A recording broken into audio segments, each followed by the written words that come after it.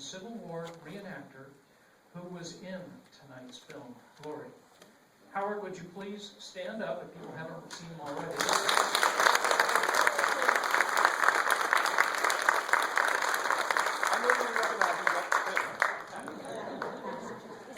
Howard mentioned that one of the scenes to look for him in the film, towards the end when Matthew Broderick is asking if this flag drops, who will pick it up and carry it? He's standing behind the man that steps forward. So when you get to that scene, you'll notice Howard standing there. Also in the scene where the Irish guys tell him, go, 54th, go. He's in that scene too. So, and after the film, when the credits run, the lights will come up like halfway, and it's a great time, because it's a little bit over a 2-hour-long movie, to sneak out and go to the restroom. If you feel the need to go home. But if you want to hear more about the film, Howard will stay, and we'll do a Q&A, and we'll talk about the real 54th that's depicted in the film. We'll talk a little bit about making this film, Glory, and about working with Steven Spielberg, his close personal friend, who's made a film on Lincoln. And it'll just be real special if you can, after the credits are over, they run about 5 minutes, then we'll do the Q&A, and that's a great time to sneak out for the restroom. Okay. Let's see. I have to get in the costume here.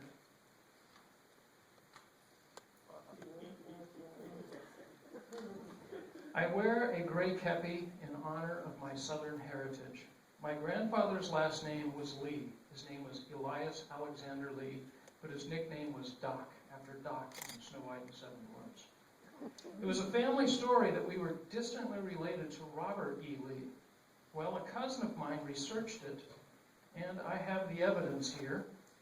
My cousin was able to prove, you go back enough generations, I am related to Robert E. Lee over here on this side. But she also discovered something else. On the other side of the family tree, I'm a descendant of Abraham Lincoln. So like most of you, I'm probably descended from both sides. So this film carries extra impact. Tonight's screening of Glory is the award-winning biography and drama of the first African-American unit of ex-slaves and free men to fight and die for everyone's freedom from bondage. It was also scheduled to play as a tribute to the 150th anniversary of the Battle of Antietam, fought on September 17th, which the anniversary will be this coming Monday, in 1862 near Sharpsburg, Maryland.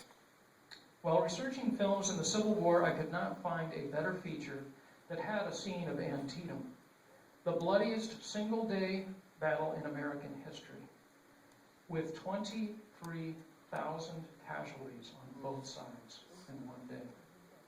In the opening scene of tonight's picture, Antietam, you will see battle tactics as old as the Roman legions they used to march side by side into the face of the enemy, which takes a lot more bravery than hiding behind a rock, but they eventually learned the cost for those tactics were too high.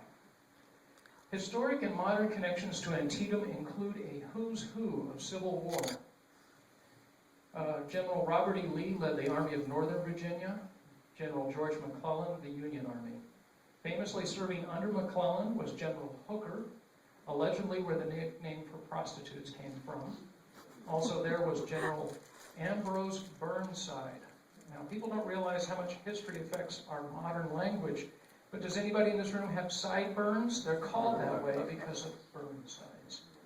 Also at the battle was Abner Doubleday, who invented baseball.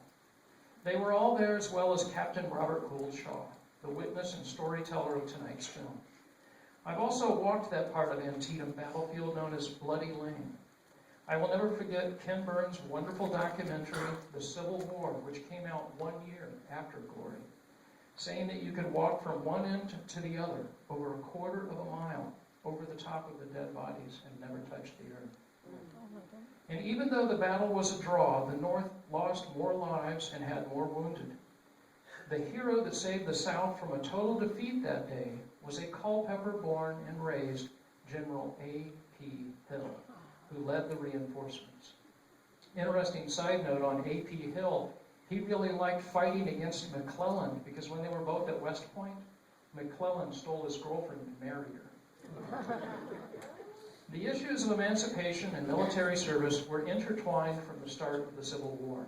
News from Fort Sumter set off a rush of free black men to enlist in U.S. military units.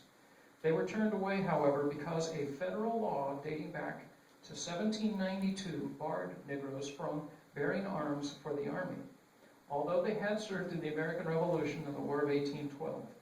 In Boston, disappointed would-be volunteers met and requested that the government modify its laws to permit enlistment.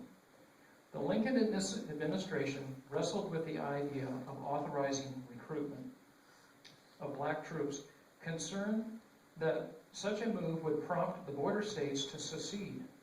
See, when the war started, he actually wasn't so much for ending slavery as just keeping the Union together. But keeping the Union together definitely meant ending slavery. By mid-1862, however, the escalating number of formal slaves, contrabands, the declining number of white volunteers, and the increasing needs of the Union Army pushed the government into reconsidering the ban. Soon after the Union Army turned back Lee's first invasion of the North at Antietam, the Emancipation Proclamation was announced. It was basically a week later. So the 150th anniversary of the Emancipation Proclamation is coming up in a week and a half. But that's only the opening scene of tonight's movie. Glory is a 1989 American dramatic war film directed by Edward Zwick and starring a then 27-year-old Matthew Broderick, Denzel Washington, Carrie Ewells, and Morgan Freeman. The screenplay was based on the personal letters of Colonel Robert Gould Shaw, who was 24 at the start of our story. And as it said in the slideshow, Shaw was also at nearby Battle of Cedar Mountain.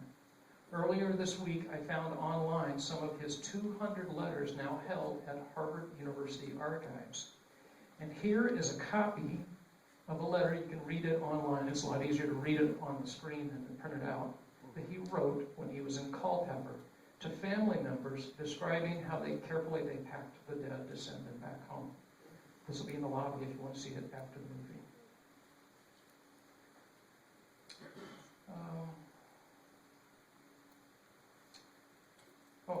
Let's see. Another interesting thing I learned about Colonel Robert Gould Shaw. Anybody familiar with Washington, D.C. neighborhood Shaw?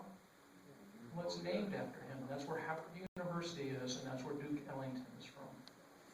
Glory is a celebration of a little-known act of mass courage during the war. Simply put, the heroes involved were long ignored by history due to racism. Those heroes were the all-black members of the 54th, headed by Colonel Shaw, the son of an influential abolitionist, played by an uncredited Jane Alexander. Despite the fact that the Civil War is ostensibly about being fought on their behalf, the black soldiers were denied virtually every privilege and amenity that is matter of course for their white counterparts, and they were given the most menial and demanding of tasks. The unofficial leaders of the group are gravedigger John Rowlands, played by Morgan Freeman, and fugitive slave Tripp, played by Denzel Washington, respectfully representing the brains and the heart of the organization. The 54th acquit themselves valiantly at Fort Wagner, South Carolina, charging a fortification manned by 1,000 Confederates and cannons. Flag bearer William Harvey Carney, who in the film picks up that flag, was the earliest African-American Medal of Honor recipient in the history of the Army. As the film approaches its climax with James Horner's music, it's consumed almost entirely in the kind of pageantry that was once director John Ford's specialty, which one can quibble with the aspects of the film, all are outweighed by the value of this moving picture and more widely disseminating as an invaluable piece of history. By the end of the Civil War, roughly 179,000 black men, 10% of the Union Army, served as soldiers, and another 19,000 served in the Navy. Nearly 40,000 black soldiers died over the course of the war.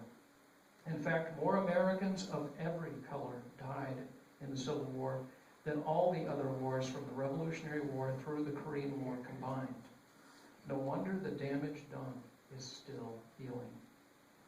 Be sure to stay after the movie for a brief question and answer period with Howard Lambert, who was in the film. So When the lights come up at the credits, run to the restroom, run right back.